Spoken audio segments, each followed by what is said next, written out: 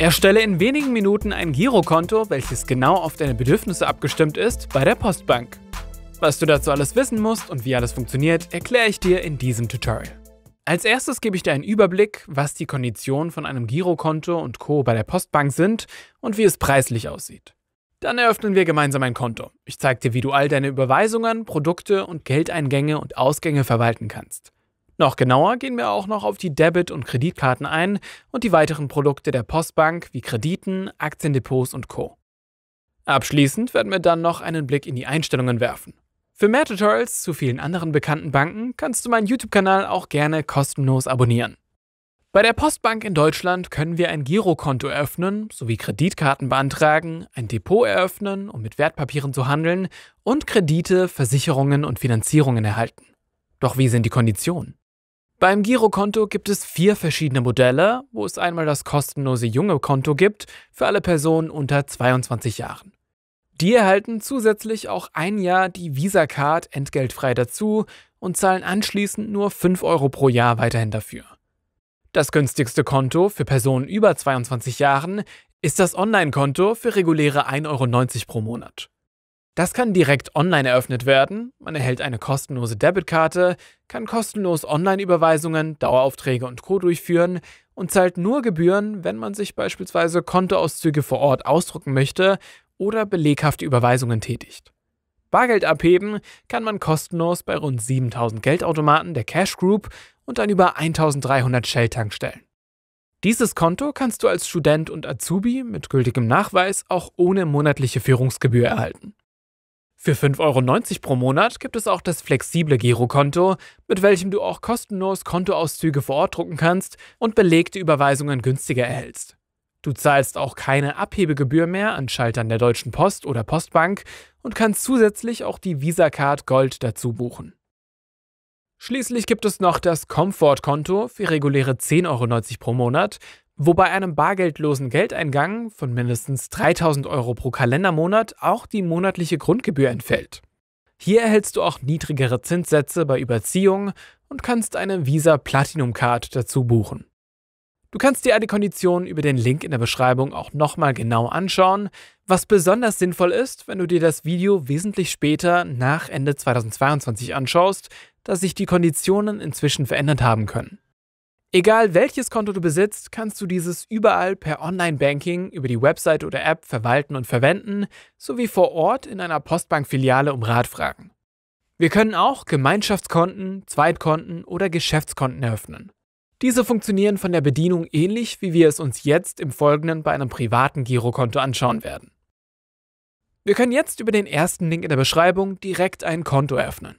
Hier müssen wir als erstes ein paar Grundfragen beantworten, damit uns ein passendes Konto vorgeschlagen werden kann.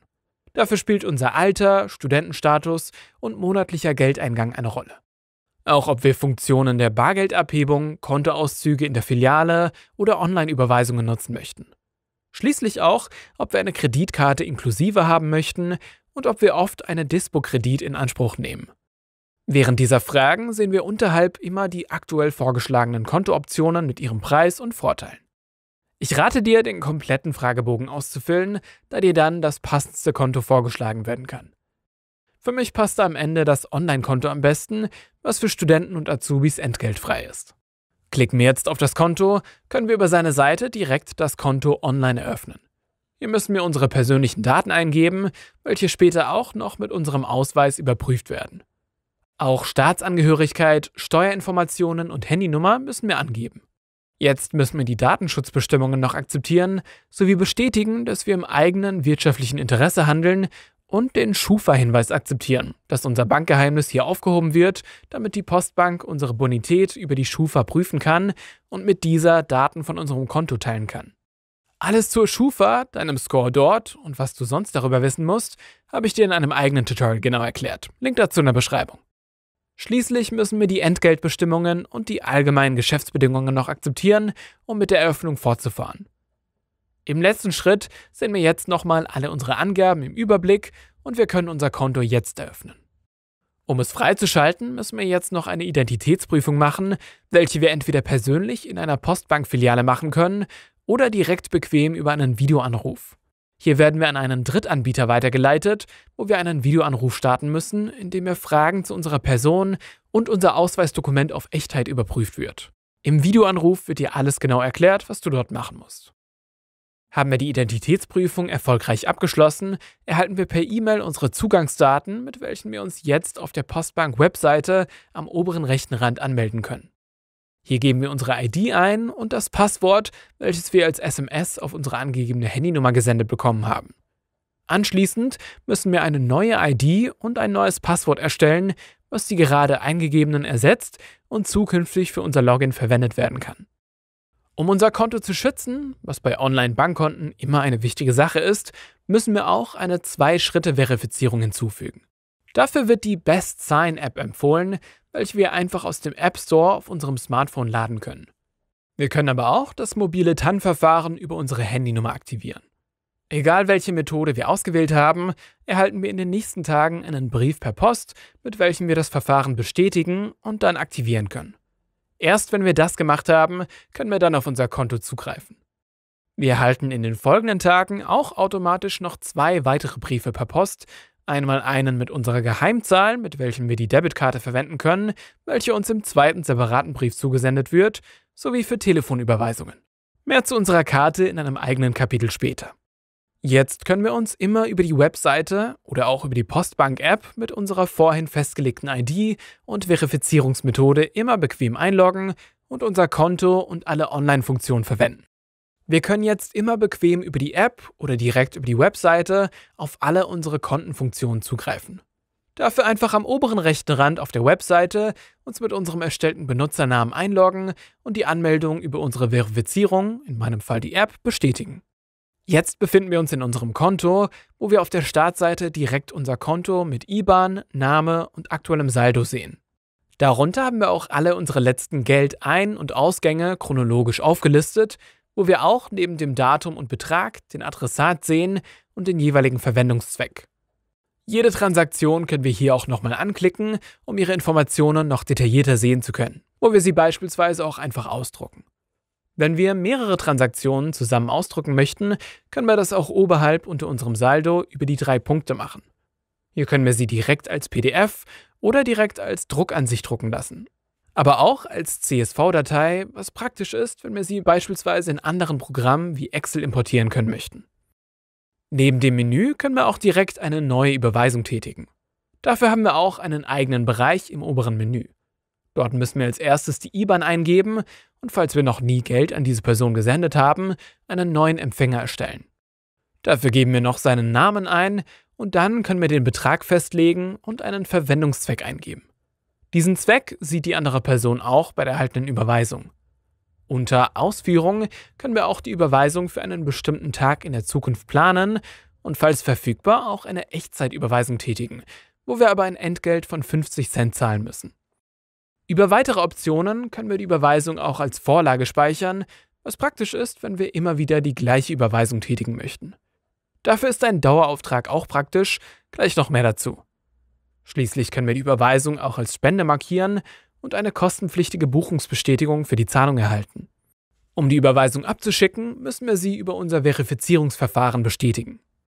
Haben wir beispielsweise immer monatlich wiederholende Überweisungen, wie die Miete oder andere Sachen, können wir auch unter Überweisungen in einem eigenen Bereich einen Dauerauftrag erstellen.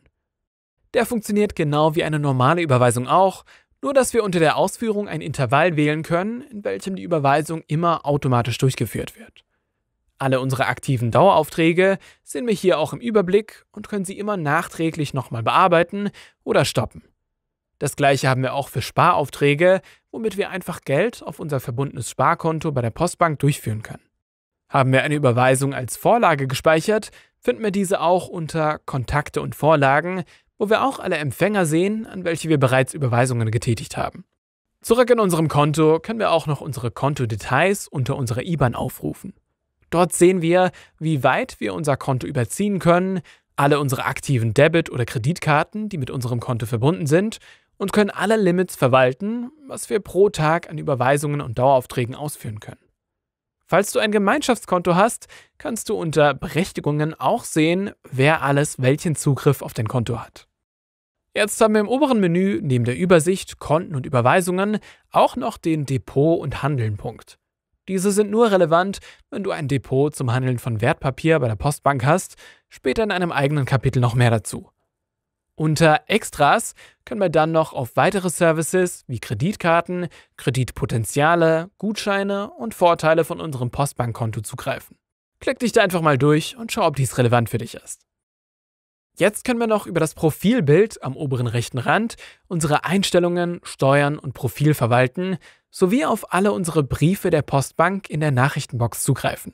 Hier können wir unsere digitalen Kontoauszüge herunterladen und werden über Änderungen und Co. auf dem Laufenden gehalten.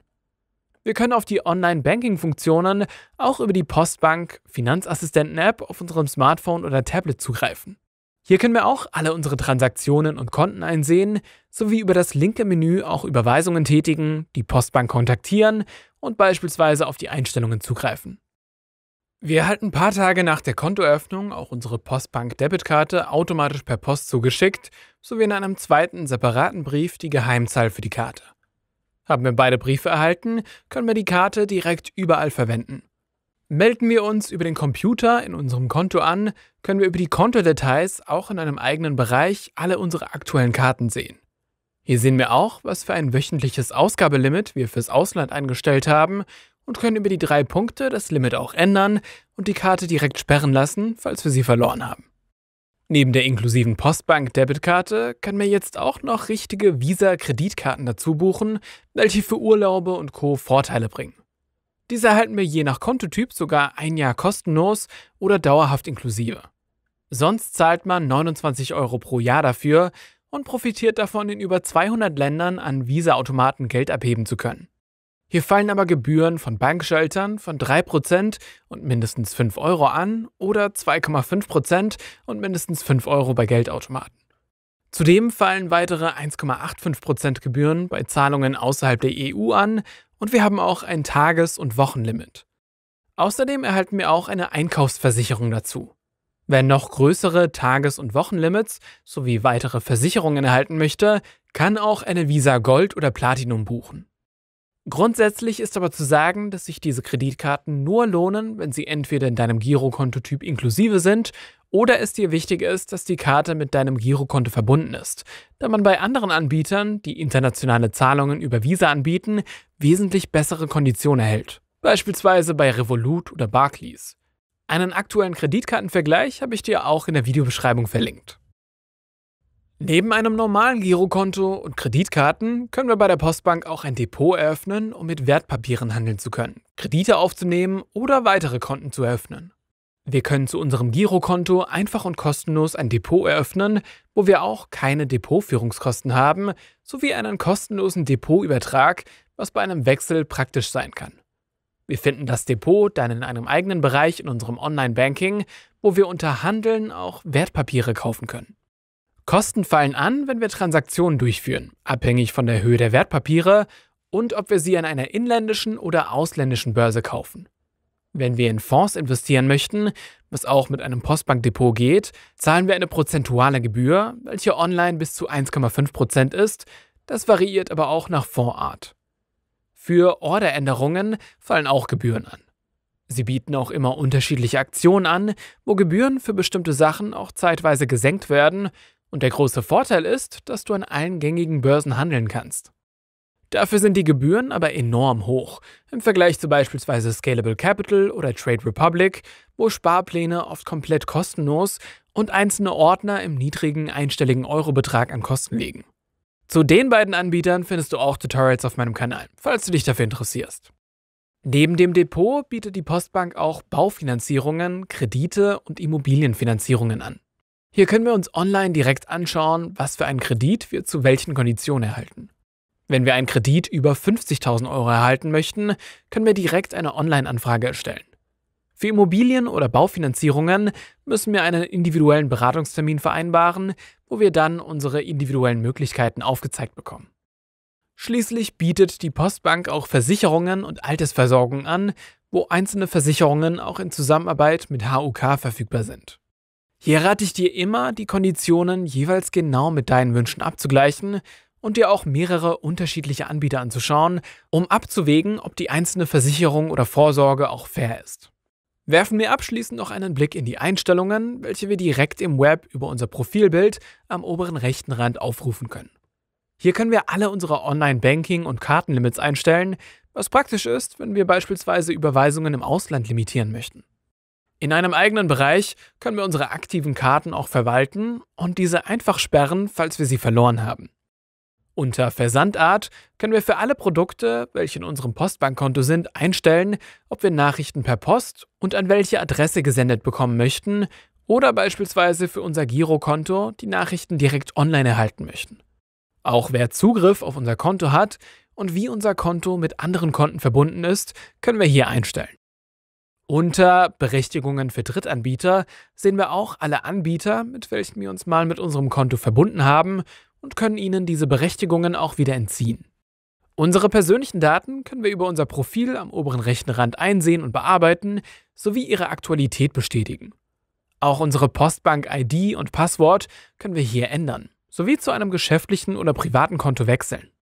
Im Menü unter Steuern können wir auch einen Freistellungsauftrag einreichen, welcher bei einem Depot Sinn ergibt und unsere Steuer-ID sehen. Unter Sicherheitsverfahren können wir dann auch unsere Verifizierungsmethode verwalten. Wenn du dein Konto auflösen und kündigen möchtest, geht das aktuell am besten schriftlich an eine der Postbank-Adressen. Erstelle dir einfach über den ersten Link in der Beschreibung dein eigenes Girokonto bei der Postbank. Für mehr Tutorials zu anderen Banken wie N26, DKB oder anderen Finanzprodukten kannst du gerne auf meinem YouTube-Kanal vorbeischauen. Falls du noch Fragen oder Feedback haben solltest, kannst du dieses gerne in den Kommentaren hinterlassen.